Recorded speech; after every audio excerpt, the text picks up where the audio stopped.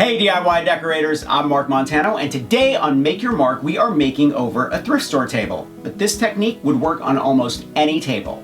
Now before I forget, I want you to thumbs up if you like this video and leave me a comment if you have a question about this project or you just want to say hello. Are you ready? Let's make over a table.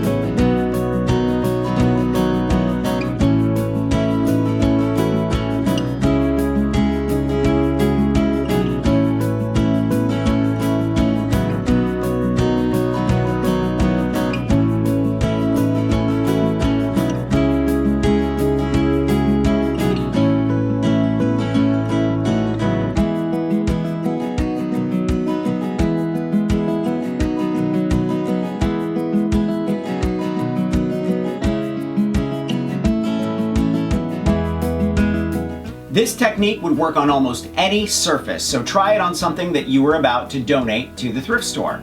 Thumbs up if you like this video, leave me a comment and I will get back to you. Subscribe to my channel if you haven't already, and don't forget to hit that notification bell. Grab a copy of the Big Ass Book of Home Decor and I will see you next week.